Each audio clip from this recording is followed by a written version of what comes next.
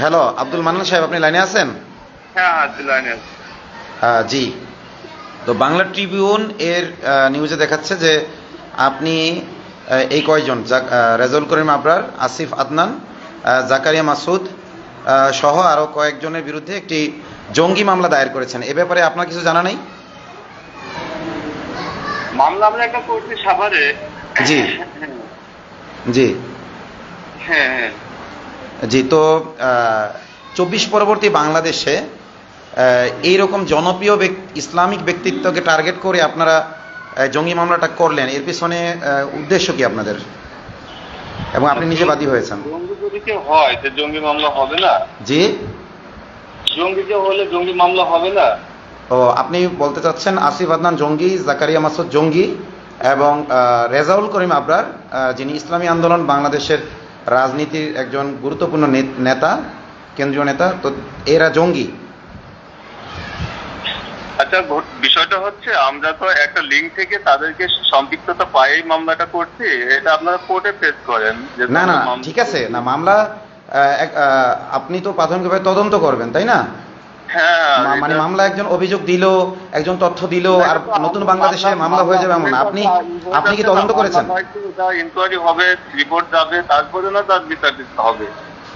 ও, তার মানে আপনার কথা হলো যে আপনি একটা সূত্র পেয়েছেন, মামলা করে দিলেন, এরপরে তারা যায় কোর্টে বুঝুক, নাকি? হ্যাঁ।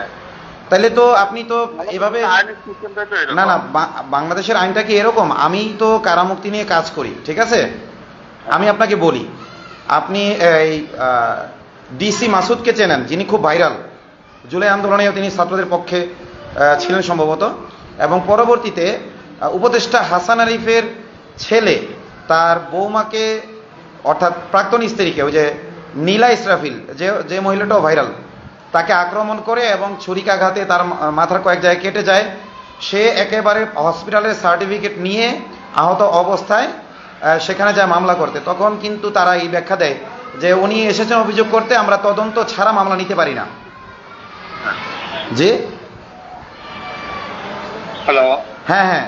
তো তখন কিন্তু ডিসি মাসুদ এই ব্যাখ্যা দিয়েছিলেন এবং আমাকে অভিশাপ পর্যন্ত দিয়েছেন।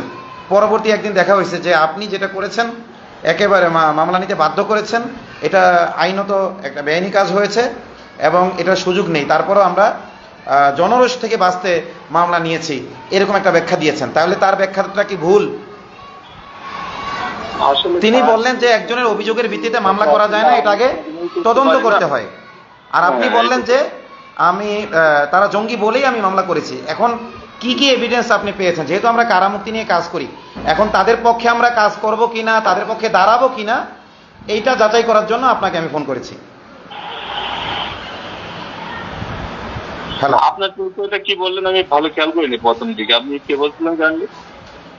আমরা বৈষম্যহীন কারামুক্তি আন্দোলন, আমরা প্রত্যেকটা নিরপরাধ মানুষকে আইনি সহায়তা দিয়ে থাকি। এখন ওনারা তো জনপ্রিয় ইসলামিক ব্যক্তিত্ব এবং ওনাদের সকল অ্যাক্টিভিটি প্রকাশ্য। তারপরে আমি আপনাকে ফোন করেছি এজন্য যে আসলেই যদি তারা এই ধরনের কিছু হয়ে থাকে তাহলে আমার সংগঠন দাঁড়াবে না, আর যদি এরকম কিছু না হয়ে থাকে তাহলে আমরা তার পাশে দাঁড়াবো। এখন আপনাকে আমি ফোন করেছি এটা জানার জন্য যে আপনি তাদের জঙ্গি হওয়ার পেছনে কি কি ক্লু পেয়েছেন। আপনি তো স্পষ্ট বললেন যে তারা জঙ্গি, আর জঙ্গি বলেই মামলা দিয়েছি। ওদেরকে আস্থা করতে বলেন। আচ্ছা শোনেন, বিষয়টা হচ্ছে আমরা তাকে ওইভাবে সরাসরি বলিনি, তাদের সঙ্গে একটা লিঙ্ক আছে। লিঙ্ক বলতে আমাদের দেশ থেকে কিছু লোক রিসেন্টলি বলতে আপনার ডিসেম্বরে 24 সালে আফগানিস্তানে গেছে। ওখানে যে আপনার ওখানে জুবাইর নামে একটা ছেলে মারা গেছে, ওর সাথে ছিল আপনার ফয়সালকে আমরা অ্যারেস্ট করছি, ফয়সালের নামে মামলা করছি। ফয়সালের সঙ্গে এইসব লোকগুলোকে আমরা লিঙ্ক পাইছি, বুঝলেন? আপনারা লিঙ্ক পাইছেন? হ্যাঁ হ্যাঁ, এই লিঙ্কের সূত্র ধরে মামলা তাদের নাম দেওয়া হয়েছে। এখন যদি এই লিঙ্কে থাকা তারা পুরোপুরি জড়িত থাকে তাহলে তো তাদের আচ্ছা, একটু না থাকে তাহলে তারা এই মামলা লিঙ্কটা কি এরকম মানে ভেরিফাইড লিঙ্ক নাকি একটা সূত্র পাইছেন আর মামলা দিয়ে দিচ্ছেন? আসলে এভাবে তো আমি ব্যাখ্যা দিতে বাধ্য না। আমরা একটা মামলা করছি, এটা তদন্ত হবে, তদন্তের পরেই হবে। তাইলে ভাই আপনারা তো সেই হাসিনার আমলের মতোই শুরু করেছেন। ঠিক ভাই, শোনেন প্লিজ একটু আমাকে শোনেন। হাসিনার আমলের পুলিশ ঠিক একই কথা বলতো। যেমন আমার নামে যখন জঙ্গি মামলা দিল, আমার ফ্যামিলি যখন গেছে তখন বললো দেখেন আমরা সন্দেহভাজন হিসেবে মামলা দিয়েছি, আপনারা কোর্টে যান। অথচ আমাকে গুম করে রাখা হয়েছিল, গুম করে দীর্ঘদিন রেখে। আমরা তো তাদের গুম করতেছি না, আমরা তাকে না না বুঝতে পেরেছি ভাইয়া, এক মিনিট, বাইরেই আছে। আপনার কথা আমি শুনবো, আমার কথা একটু শোনেন ভাই। এটা তো জুলাই পরবর্তী বাংলাদেশ, তাই না? হ্যাঁ, জুলাই পরবর্তী বাংলাদেশ। আপনি তো জুলাই অভ্যুত্থানের পক্ষের লোক, তাই না? বাংলাদেশের বাইরে তো না, আর জি, বাংলাদেশে আমি একটু বলি, আপনি তো জুলাই অভ্যুত্থানের পক্ষের লোক, তাই না? হ্যাঁ অবশ্যই। না বিপক্ষের লোক? অবশ্যই পক্ষের লোক। আপনি দেখবেন যে এই লোকগুলো জুলাই অভ্যুত্থানে একেবারে সামনের সারিতে ছিল। বাকি ইসলামপন্থী হওয়াতে হয়তো সমন্বয়ক পরিচয়ে তারা কোনো সুবিধা নিতে যান নাই, ঠিক আছে? তো আমার একটা প্রশ্ন হইল, ধরেন আপনি একটা লিঙ্ক পাইছেন, ধরেন কেউ বলল যে এই ছেলেটার অমুক তমুক সমুকের সাথে লিঙ্ক আছে, তো আপনি যার নামে মামলা দিবেন তার সাথে যোগাযোগ করা বা আসলেই সে কতটুকু সম্পৃক্ত আছে, এগুলো কি আপনি কোনোভাবে চেষ্টা করেছেন? তাদেরকে রিচ করার চেষ্টা করেছেন আসিফ আদনানকে বা রেজাউল করিম আবরারকে, যে আপনাদের ব্যাপারে তো এরকম একটা অভিযোগ আসছে, এরকম কোনো যোগাযোগের কি চেষ্টা করেছেন আপনি তাদের সাথে? হ্যালো ভাই, এটা আপনি যদি জানতে চান আমাদের অফিসে আসেন। আমি আসবো আপনাকে প্লিজ, আমি বিনয়ের সাথে খুব সম্মানের সাথেই কিন্তু কথা বলছি এই পর্যন্ত, তাই না? হ্যাঁ, আমি অফিসে আসলেও যে আপনাকে অসম্মান করিনি, আমি তো বলতেছি বিষয় যদি আমি অফিসে আসলেও যে তথ্য জানবো, ফোনেও ফোন করেছি, আমাদের ইউনিট প্রধান আছে। দেখেন আপনি যে মামলাটা করেছেন সেখানে কিন্তু মামলার কাগজে আপনার মোবাইল নাম্বারটা দিয়ে দিয়েছেন না? হ্যাঁ হ্যাঁ, তাহলে মোবাইল নাম্বারটা তো অবশ্যই যোগাযোগের জন্য দিয়েছেন আপনি।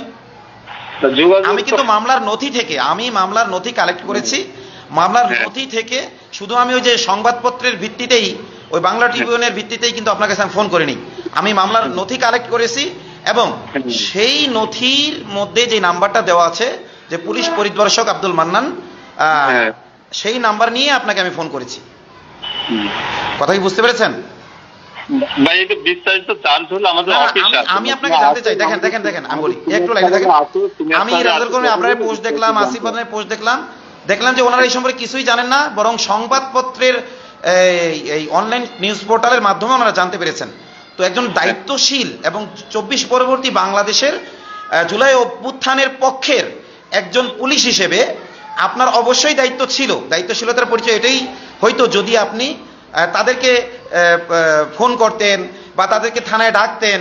দেখেন আমাকেও কিন্তু, আমি ওইভাবে জনপ্রিয় ব্যক্তি না, তারপরেও আমার বিরুদ্ধে কোনো অভিযোগ গেলে কিন্তু বা কোনো কথা শুনলে কিন্তু পুলিশরা আমার কাছে যোগাযোগ করে, আমার থানার পুলিশরা আমাকে ফোন করে, অথবা এসপি সাহেব আমাকে ফোন করে, এএসপি সাহেব আমাকে ফোন করে এই এলাকায় কিছু হইলে। তো আমার প্রশ্ন হলো, এত বড় ইসলামিক ব্যক্তিদের ব্যাপারে আপনি একটা মামলা করে দিলেন, তো আপনি তাদেরকে ফোন করে বা তাদের সংগঠন আছে, তাদের সংগঠনের মাধ্যমে কোনো মাধ্যমে কি বিষয়টা যাচাই করার চেষ্টা করেছেন আপনি? হ্যালো, বললাম তো এই বিষয়গুলো জানতে হলে আপনি আমাদের অফিসে আসেন। আমি আসবো অফিসে ভাই, অফিসে যদি আসতে হয় আমি কিন্তু অফিসে আসার মতো আসবো। আপনি আমাকে অফিসে ডাকতেছেন তো, আমি যদি অফিসে আসি তাহলে আমি অফিসে আসার মতোই আসবো, যেহেতু আপনি অফিসে ডাকতেছেন। আমি আপনাকে ভালোভাবে জিজ্ঞেস করছি যে আপনি তাদের সাথে কোনোভাবে যোগাযোগ করেছেন কিনা এই মামলাটা দেওয়ার আগে? না ভাই, আমি ব্যক্তিগতভাবে তাদের সঙ্গে যোগাযোগ করি। ব্যক্তিগতভাবে অফিসিয়ালি যোগাযোগ করেছেন? তার মানে আপনি বলতে চাচ্ছেন যে আপনি, যেমন ধরেন আমার ব্যাপারে কেউ একজন আপনাকে বলল যে অমুকের সাথে অমুকের সম্পৃক্ততা আছে, তাইলে আপনি আমার নামে মামলা দিতে পারবেন, এরকম? না ভাই, এই বিষয়টা এরকম না, আর আমরা এরকম দেইনি, বুঝতে পারছেন? ভাই আসেন, আপনি অফিসে আসেন, আমাদের সিনিয়র স্যার আছে। এটা আসলে গভর্নমেন্টের সিদ্ধান্ত, এটা আমার ব্যক্তিগত সিদ্ধান্ত না। গভর্নমেন্টের সিদ্ধান্ত? আচ্ছা, আপনার সিনিয়র হ্যাঁ আমি আসবো, প্রয়োজন হলে আমি আসবো। আপনার সিনিয়র স্যারদের নাম্বারটা দেওয়া যাবে প্লিজ? হ্যালো, শোনেন, হ্যালো, সিনিয়র স্যার বলতে কাকে বোঝাচ্ছেন একটু বলবেন প্লিজ? এখানে সিনিয়র বলতে আমাদের গভর্নমেন্টই ধরেন, গভর্নমেন্টের সিদ্ধান্ত ধরেন। না গভর্নমেন্ট, আপনি তো ধরেন পুলিশ পরিদর্শক, আপনার উপরে কে আছেন নাম বলা লাগবে না, আপনি পদটা বললেই হবে। আমাদের এখানে ডিআইজি আছেন, ডিআইজি এডিশনাল আইজি এর দায়িত্বে আছেন, ডিআইজি আছেন। তার মানে ডিআইজি এবং এডিশনাল আইজি ওনারাও বিষয়টা জানেন? হ্যাঁ জানেন, সবাই জানেন বিষয়টা। আচ্ছা, তাহলে আমরা বলতে পারি এটা, আপনারা যেহেতু আমাদের সবচেয়ে বড় ভুল ছিল এই যে 5 থেকে 8ই আগস্ট সরকার সবকিছু মাফ করে দিয়েছেন, আমরা ওই সময় বারবার পোস্ট দিয়েছি যে এই কেউ সরকারি স্থাপনায় হামলা করবেন না, কেউ আইন শৃঙ্খলা হামলা করবেন না, বা এই বিষয়গুলো যেন আমাদের ভুল ছিল, এই বিষয়গুলো যেন আমাদের ভুল ছিল। 5 থেকে 8ই আগস্ট কিন্তু যথেষ্ট সময় ছিল তাওহীদি জনতার যে এই প্রতিষ্ঠানগুলোকে একেবারে ধ্বংস করা, ডিস্ট্রয় করে দেওয়া। কিন্তু আমরা কি করেছি, উল্টো জনগণকে, উত্তেজিত জনতাকে আমরা ফেসবুক স্ট্যাটাসের মাধ্যমে, ফেসবুক লাইভের মাধ্যমে আমরা তাদেরকে নিয়ন্ত্রণ করার চেষ্টা করেছি, তারা যেন দায়িত্বশীল আচরণ করে। এবং আমরা চেয়েছি একেবারে বিচারের মাধ্যমে, বিচারিকভাবে যেন সবাইকে যে আসলেই অপরাধী তাকে আইডেন্টিফাই করা যায়। কারণ কারণ সবাই তো প্রশাসনের মধ্যে যারা ছিল সবাই তো আসলে অপরাধী না। কিন্তু আমরা দেখছি আপনাদেরকে এই যে সুযোগটা দেওয়াটাই আসলে ভুল হয়েছিল। 5 থেকে 8ই আগস্টে যত মব ছিল সেগুলো তো সরকার আইনিভাবেই একেবারে বিবৃতির মাধ্যমেই সেটার বৈধতা দিয়ে দিয়েছেন, যেটা জনগণের স্বতঃস্ফূর্ত আন্দোলনের অংশ ছিল। কিন্তু এখন আপনারা যেগুলো মানে নতুন করে শুরু করেছেন, আমাদের মনে হচ্ছে জুলাই আন্দোলন আমাদের আবার শুরু করতে হবে। এবং আপনার অফিসের আপনি পরিচয় দেন, আমি কোথায় আসবো, আপনি আমাকে কোথায় আসতে বলতেছেন আপনি বলেন, আমরা সেখানে আসবো ইনশাল্লাহ। আমরা জনগণকে সাথে নিয়ে আসবো ইনশাল্লাহ। বলেন কোথায় আসবো বলেন, আপনি কথা বলছেন না কেন? আপনার কোন অফিসে আসলে আপনাকে পাওয়া যাবে? ভাই আমরা তো নিরস্ত্র বাঙালি, আমাদেরকে এত ভয় করেন কেন? কোথায় আসবো বলেন, চুপ করে থাকবেন না। হ্যালো, আপনি কথা বলছেন না কেন?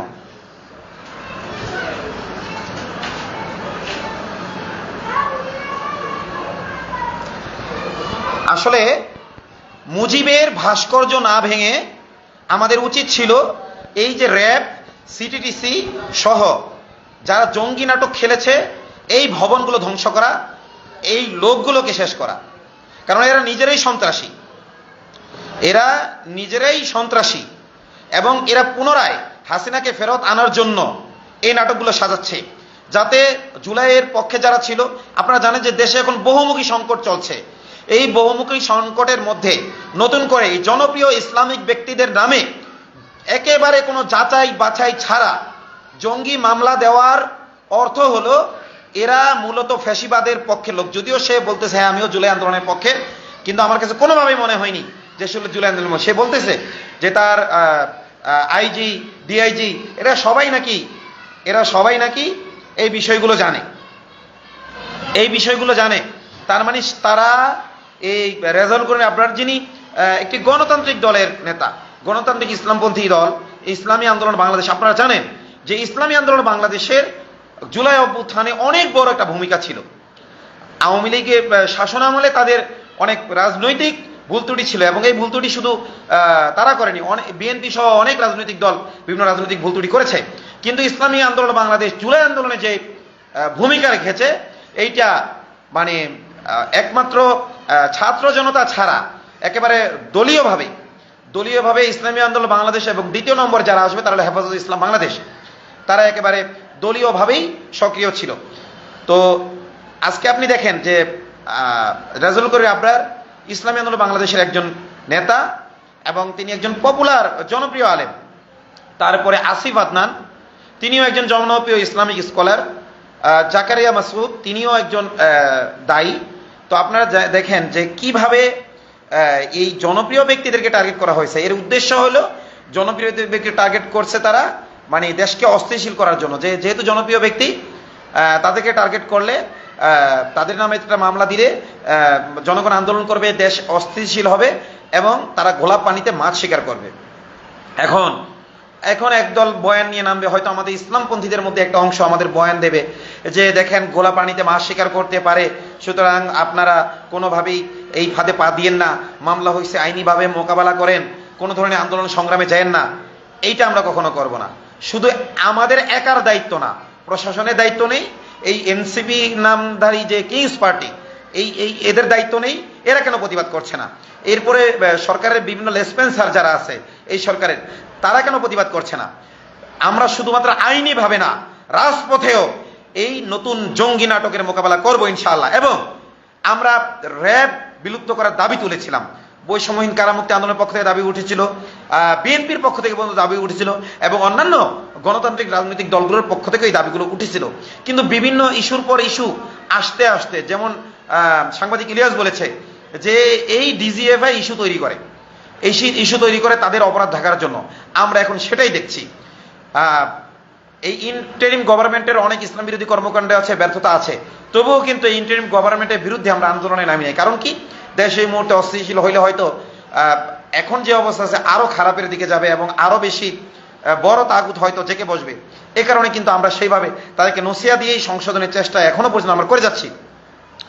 কিন্তু এরা দেশকে চাচ্ছে পুরোপুরিভাবে অস্থিতিশীল করতে। এগুলো ডিজিএফআই নাটক। তারা যেহেতু স্বরাষ্ট্র উপদেষ্টা বলেছেন যে কোনো জঙ্গি নাই, এবং যেগুলো হয়েছে নাটক, এবং পুলিশের একাধিক কর্মকর্তা এগুলোকে নাটক বলেছে জুলাই পরবর্তী সময়ে। এবং আমার সাথে অ্যান্টি টেরোরিজম ইউনিটের যে গোয়েন্দা প্রধান আছেন, আমি বৈষম্যহীন কারামুক্তি আন্দোলনের যখন কেন্দ্রীয় পদে ছিলাম, এখন তো আমার পদ স্থগিত আছে, আমি সেভাবে সময় দিতে পারছি না, আরো কিছু বিষয় আছে। তো আমি যখন কেন্দ্রীয় নেতা ছিলাম বৈষম্যহীন কারামুক্তি আন্দোলনে, এবং বৈষম্যহীন কারামুক্তি আন্দোলনের আরেকজন নেতা আলতাফ সাহেব এবং আরো একজন নেতা মোহাম্মদ শফিক ইসলাম সাহেব, এই তিনজনকে আপনার অ্যান্টি টেরোরিজম ইউনিট একটি বৈঠকের জন্য আহ্বান করে। পরে আমরা যখন আমরা কেন্দ্রীয় কমিটিতে পরামর্শ সাপেক্ষে আমরা সেই বৈঠকের জন্য রাজি হই। এক পর্যায়ে তারা আমাদেরকে বিশাল বড় বিলাসবহুল একটি হোটেলে বৈঠক করার জন্য নিয়ে যায়। সেটা একটা ছোট্ট ভিডিও আমি করে রেখেছিলাম, এটা কখনো আমি পোস্ট করি নাই, আমি খুঁজে দেখবো গ্যালারিতে ভিডিওটা আছে কিনা। তো যাই হোক, তো সেই অ্যান্টি টেরোরিজম ইউনিটে আমরা ইউনিটের প্রধানের সাথে, গোয়েন্দা প্রধানের সাথে আমরা বৈঠক করি। প্রায় মনে হয় 50 রকমের আইটেম দিয়ে আমাদেরকে খাবার দেওয়া হয়। কিন্তু আমরা মানে যেহেতু মেহমানদারি তারা করেছে, একেবারে সীমিতভাবে 2-1 আইটেম দিয়ে কোনো রকমে তাদের মেহমানদারি গ্রহণ করি। এবং আমরা স্পষ্ট বলি, আপনারা আমাদের সাথে জুলাই পূর্ববর্তী সময় যা করেছেন, আপনাদের মেহমানদারি কবুল করার কোনো মানসিকতাই আমাদের নেই, খাবারের মধ্যে কোনো মজাও নেই।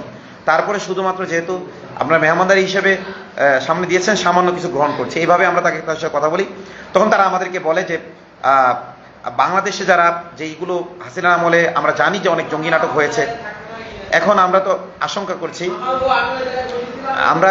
করছি যে রিয়েল জঙ্গিও এর মধ্যে আছে কিনা, আপনারা আমাদেরকে সহযোগিতা করেন যে কারা আসলে জঙ্গি এবং কারা নিরপরাধ। আপনারা লিস্ট দেন, আমরা নিরপরাধদেরকে ছেড়ে দেব, যারা নিরপরাধ তাদেরকে ছেড়ে দেব। তখন আমি আমার সংগঠনের পক্ষ থেকে তাকে প্রশ্ন করি যে আপনি যতদিন যাবৎ দায়িত্ব আছেন, আপনি বুকে হাত দিয়ে বলেন যে একজন রিয়েল জঙ্গিকে আপনারা আজ পর্যন্ত পেয়েছেন কিনা।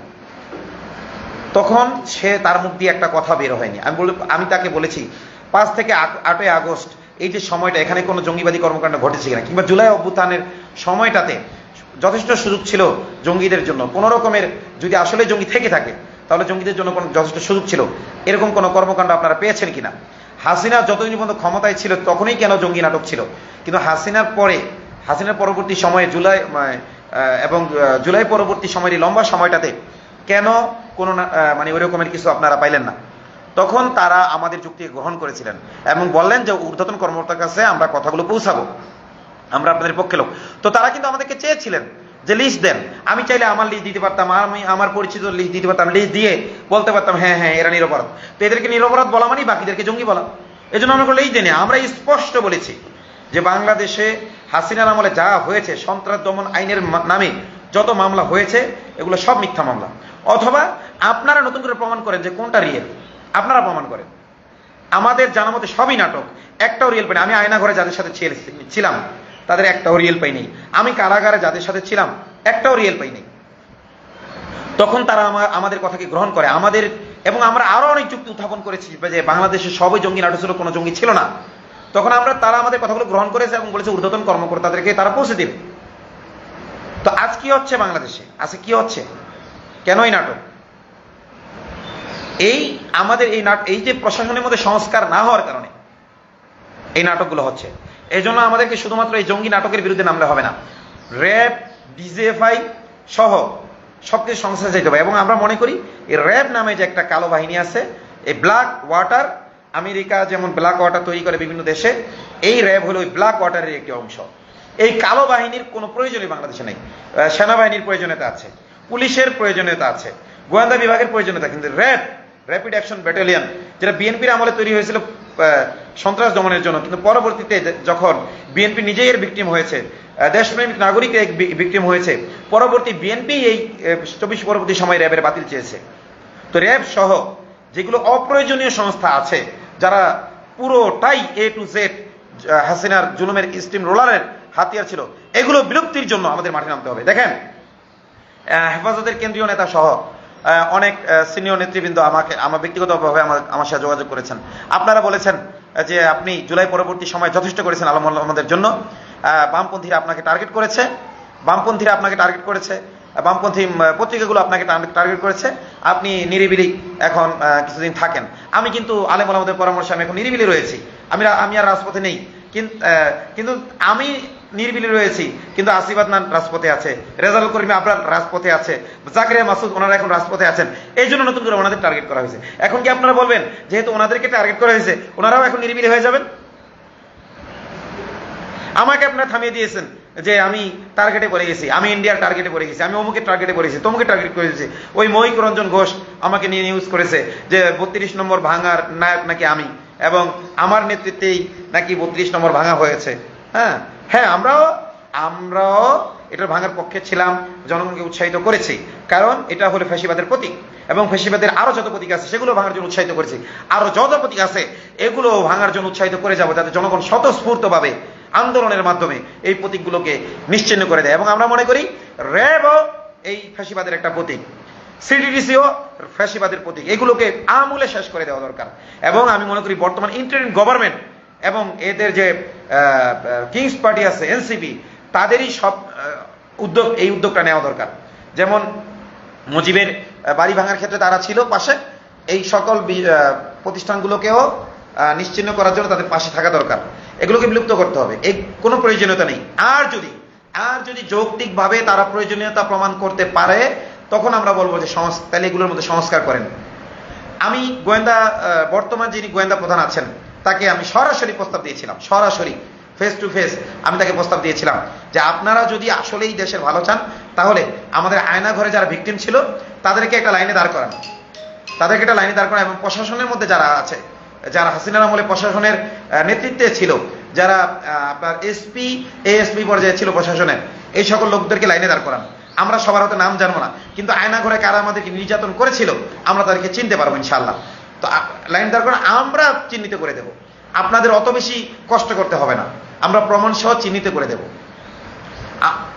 তখন কিন্তু তারা এই প্রস্তাবগুলো ঊর্ধ্বতন কর্তৃপক্ষের জানানোর কথা ছিল, কিন্তু জানি না তারা এগুলো কি করেছে।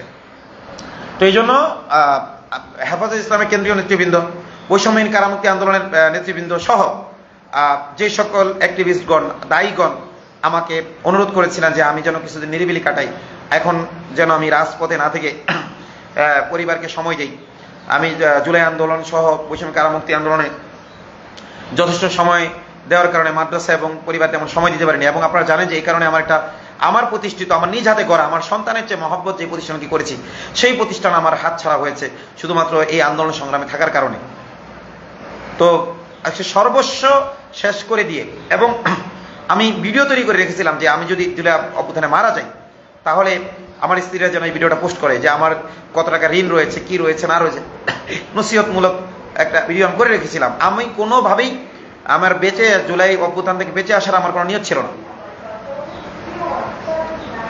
তো যেখানে সর্বস্ব বিলীন করে দিয়ে যে জুলাই অভ্যুত্থান করলাম, এখনো আমাদের আলেম ওলামার কারাগারে, এখনো ফারাবির মতো একজন নিরীহ ইসলামিক ব্লগার সে কারাগারে রয়েছে, আমিনুল ইসলামের মতো একজন নিরীহ আলেম তিনি এখনো কারাগারে, এরকম অনেক আলেম কারাগারে। যখন এদেরকে মুক্তি দেওয়ার কথা তখন নতুন করে জঙ্গি নাটক তৈরি হচ্ছে, এবং কাদের বিরুদ্ধে হচ্ছে? এমন ইসলামিক ব্যক্তিত্বের বিরুদ্ধে হচ্ছে। তারা চাচ্ছে এখন নতুন করে দেশটাকে অস্থিতিশীল করতে, দেশটা অস্থিতিশীল হলেই হাসিনাকে ঢোকানোর সুযোগটা তারা পেয়ে যাবে। তারা নতুন করে জঙ্গি ন্যারেটিভ দাঁড় করাতে চাচ্ছে যে হাসিনা চলে যাওয়ার কারণে সেইভাবে জঙ্গিদের বিরুদ্ধে পদক্ষেপ নেওয়া হচ্ছে না, যাতে এরকম একটা অস্থিতিশীল পরিস্থিতি সৃষ্টি করতে পারলে আবার তৌহিদি জনতার উপর একটা ক্র্যাকডাউন চালানো যাবে।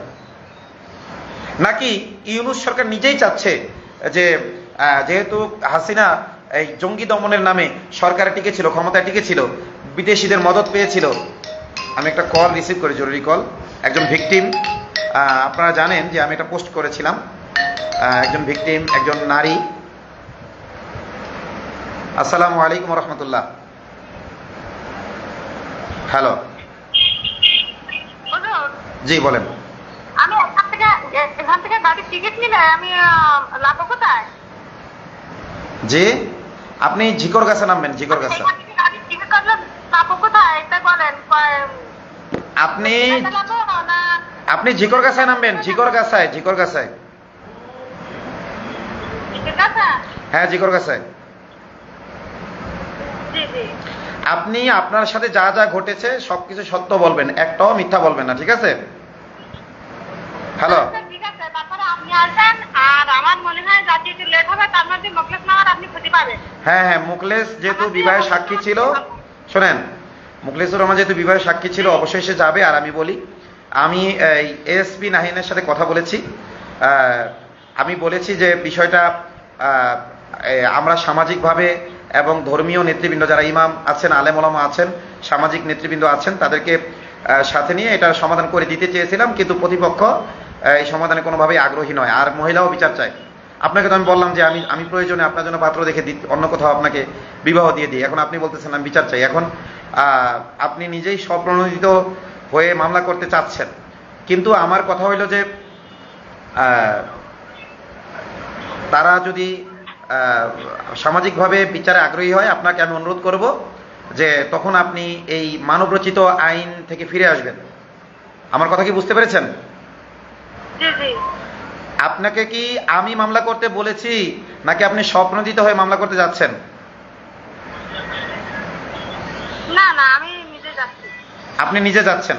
তারপরও এটা দেখবেন প্রচার করবে, যেহেতু আমি আপনার পক্ষে ছিলাম, এইভাবে প্রচার করবে যে আদারণ বিক্রমের একটা হক্কানি লোক, সে কিভাবে মহিলাকে মামলা করতে পাঠাইলো, এই সেই প্রচার হবে। যাই হোক, আমি অপপ্রচারের ধার ধারি না। তো আমি আপনাকে অনুরোধ করব, আপনি আমি যেহেতু আপনাকে ন্যায় বিচার আদায় করে নিয়ে দিতে পারি নাই, তবে আমি আপনার পাশে আছি, চেষ্টা করব যতটুকু এখনো আমি চেষ্টা করে যাচ্ছি। আমি অনলাইনে জানিয়েছি, অফলাইনে জানিয়েছি, বহুভাবেই। আমি সে যেই মাদ্রাসায় চাকরি করে, যে ঈদগাহে ইমামতি করে, হ্যাঁ, যে মসজিদে ইমামতি করে, আমি তাদের সবাইকে জানানোর সর্বোচ্চ চেষ্টা করেছি, জানিয়েছি। এবং এখনো আমি চাইবো যে তারা যেন সামাজিকভাবে বসে, সামাজিক নেতৃবৃন্দ আছেন এবং আলেম ওলামা আছেন, এটার মাধ্যমে তারা সুরাহা করেন। তারপর আপনি মামলা করতে যাচ্ছেন যান। তবে আমি আপনার প্রতি অনুরোধ করব, যদি তারা সামাজিকভাবে বসে বিষয়টাকে সমাধানে আগ্রহী হয়, তখন আপনি মামলাটা তুলে নেবেন। কারণ এই মানবরচিত আইনে আপনি গেলেই আপনারা তো গোপনে হোক যেভাবে হোক বিয়ে হয়েছে, কিন্তু এটা কিন্তু অটোমেটিক ধর্ষণ মামলা হয়ে যাবে। কথা কি বুঝতে পারছেন? জি জি। আপনি যখন আপনার কথা বলবেন যে আমাকে সে মৌখিকভাবে বিবাহ করেছে, অমুক মাদ্রাসায় বসে অমুক অমুক সাক্ষী ছিল, এরপরে এখন আমাকে বলেছিল যে একটা সম্মানজনক মোহরের মাধ্যমে পরবর্তীতে কাবিন নামা করবে, এবং এবং ইত্যাদি ইত্যাদি যা যা আপনি আমাকে বলেছেন, কথা বুঝতে পারছেন? এইগুলো যদি হুবহু বলেন, আপনি যদি ধর্ষণ মামলা নাও দেন, বাংলাদেশের আইনে অটোমেটিক এটা বিবাহের প্রলোভনে ধর্ষণ মামলা হয়ে যাবে। কথা কি বুঝতে পেরেছেন? এটা আপনাকে আমি আগেও বলছি, এখন আমি লাইভে এসে কথাগুলো আবার বলতেছি। তো এটা কিন্তু অটোমেটিক বিবাহের প্রলোভনে ধর্ষণ মামলা হবে। অথচ আপনাকে তো সে আর ধর্ষণ তো করে নাই, হয়তো বিবাহের প্রলোভন দিয়ে আপনাকে বিবাহের মাধ্যমেই, নাউজুবিল্লাহ, আমি এই শব্দটা বলতে চাচ্ছি না, একরকমের ভোগ করেছে। যদিও ইসলামেও এটা বিতর্কিত, ইসলামের দৃষ্টিতে এটা কোন কোন আলেমের মতে এটা ব্যভিচার, আমাদের হানাফি মাযহাব অনুযায়ী এটা ব্যভিচার হবে না, ঠিক আছে, কিন্তু অন্য মাযহাব অনুযায়ী কিন্তু এটা ব্যভিচার। তো আপনিও ভুল করেছেন যে এইভাবে সে আপনাকে বিয়ে করেছে, আপনি মনে করেছেন যে এত মানুষের উপস্থিতিতে বিয়ে হচ্ছে, এটা গোপন না। যত সাক্ষী থাকুক না কেন, যখন সামাজিকভাবে ওটাকে প্রচার করা না হয়, ওইটা গোপন বিবাহ। কথা কি বুঝতে পারছেন? আপনি সাক্ষী রাখছেন, ঠিক আছে, আমার মাদ্রাসার শিক্ষকরা সাক্ষী ছিল, কমিটির কেউ কেউ সাক্ষী ছিল, কিন্তু এটা সাক্ষী থাকলেই এটা প্রকাশ্যে বিয়ে হয় না, এটাও এক ধরনের গোপন বিবাহ। যদি সামাজিকভাবে এটা এলানো হইতো তাহলে এটা গোপন বিবাহ হইতো না। আমি আমার মাদ্রাসায় বিয়ে হয়েছে আমি জানি না, তাহলে তো গোপনই, এবং আমি বিবাহের প্রায় 1 বছর পরে জানলাম। তো এই জন্য আপনারও ভুল হয়েছে যে আপনি তো একজন মরহুম আলেমের স্ত্রী, আপনার স্বামী একটা মাদ্রাসার প্রিন্সিপাল ছিলেন, সুপার ছিলেন, তো তারপরেও আপনি এই ভুলটা, এত বড় ভুলটা আপনার থেকে হয়েছে। যাই হোক, আপনি আল্লাহর কাছে মাপ চান। তবে আপনি তো তাকে ধোকা দেননি, সে আপনাকে ধোকা দিয়েছে। এই জন্য আমরা ধোকাবাজের বিরুদ্ধে, জালেমের বিরুদ্ধে, মুসলিমের পাশে আছি। তবে আপনার প্রতি আমি অনুরোধ করবো, আপনি মামলা করতে যাচ্ছেন, আমি যেহেতু আপনাকে হক আদায় করে দিতে পারি নাই, এজন্য আপনাকে বাধা দেওয়ার কোনো এখতিয়ার আমি রাখি না। তবে আপনার প্রতি অনুরোধ করবো, তারা যদি ফিরে আসে তওবা করে, আপনি তখন মামলাটা তুলে নিয়েন, ঠিক আছে? হয়রানিটা করেন না। হ্যালো। জি জি। হ্যাঁ, এবং আপনার প্রতি আমি আরেকটা অনুরোধ করব যে আবু সাইদ ওরফে সালাউদ্দিন সাইদ এবং তার স্ত্রী আবু ইমান রহমানের স্ত্রী, সে ছাড়া স্থানীয় লোকজন, দেখেন স্থানীয় লোকজন আলেম ওলামাকে ভালোবেসে তার পাশে হয়তো দাঁড়াইছে, তারা বোঝে নাই।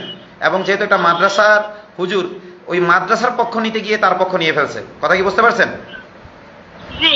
হ্যাঁ, আপনাকে অপমানজনক কথা বলে থাকুক, যাই বলে থাকুক, স্থানীয় লোকজনের বিপক্ষে আপনি মামলা দিয়েন না। কথা বুঝতে পারছেন? হ্যালো। আবার বলেন। স্থানীয় যারা সাক্ষী ছিল এবং এখন জালেমের পক্ষে আছে, আমি মনে করি তাদেরকে সে ভুল বুঝাইছে। কথা বলছেন?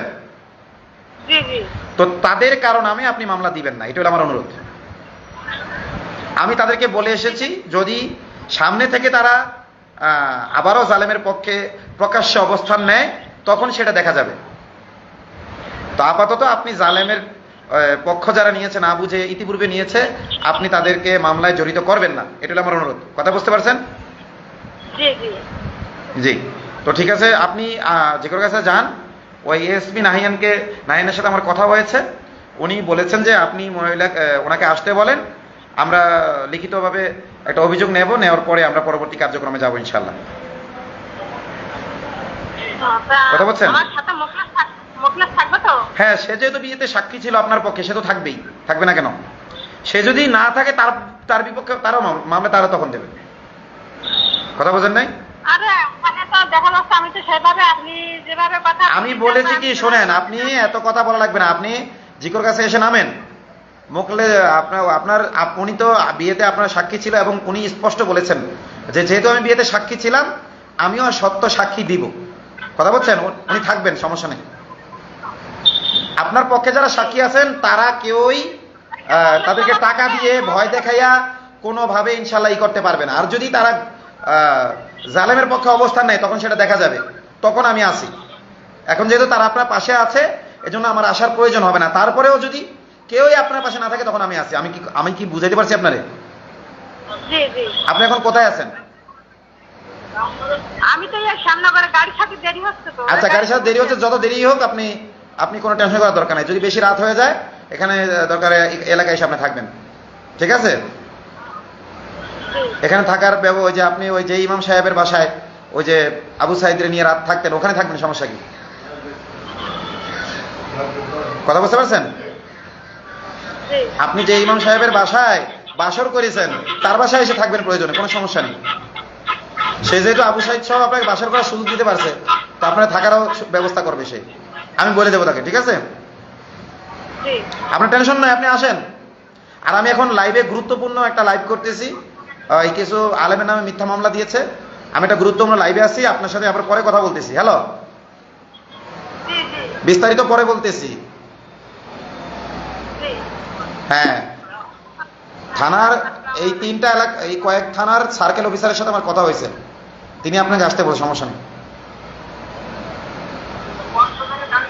আচ্ছা, ঠিক আছে। আপনি ঝিকর গাছা নামবেন, ঝিকর গাছা বাজার, ঝিকর গাছা। ঠিক আছে, আচ্ছা, আসসালামু আলাইকুম। আমি দুঃখিত, একজন মাজলুম মা আমাকে ফোন করেছেন, একজন আলেম যে এক সময় আমার মাদ্রাসায় খেদমতে ছিল। আমি যখন জুলাই আন্দোলনে ব্যস্ত ছিলাম, বিশেষ করে জুলাই পরবর্তী সময়ে বৈষম্যহীন কারামুক্তি আন্দোলন নিয়ে আমি ব্যস্ত ছিলাম, তখন এই বিধবা মহিলার সাথে কোনোভাবে যোগাযোগ করে সে নাম্বার নিয়ে সে যোগাযোগ করে এবং তাকে বিভিন্নভাবে সুন্দর জীবনের প্রলোভন দেখায়।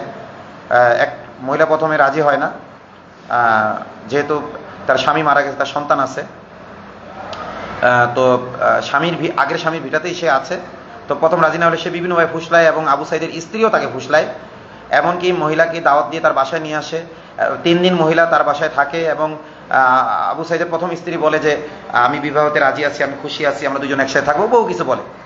তো মহিলার বর্তমানে বক্তব্য হলো যে তার স্বামী যে পেনশনের টাকাটা ছিল, ওই টাকাটা আত্মসাৎ করাই ছিল এদের মূল উদ্দেশ্য।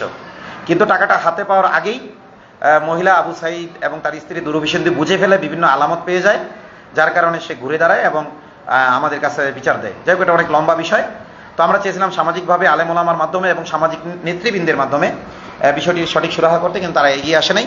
তারা উল্টো মহিলাকে গালিগালাজ করেছে, ভয়ভীতি দেখিয়েছে, এবং তারা মনে করছে যে আগে যেমন লীগের সহায়তায় জুলুম করেছে, এখন দলের সহায়তায় তারা জুলুম চালিয়ে যাবে।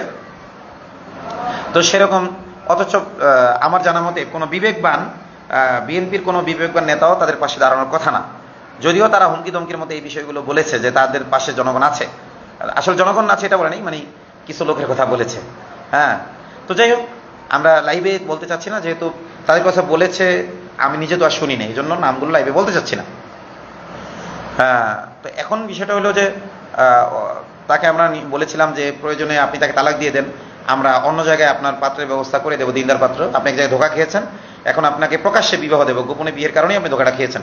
কিন্তু তার কথা হলো যে না, ধোকা আমাকে দিয়েছে, এবং উনি শুনেছেন যে সাতক্ষীরা শ্যামনগরে যখন ওই আলেম ছিল সেখানেও নাকি এরকম একটা ঘটনা ঘটেছে, আমার জানা নেই, এবং বলতে ভবিষ্যতে ঘটাইতে পারে।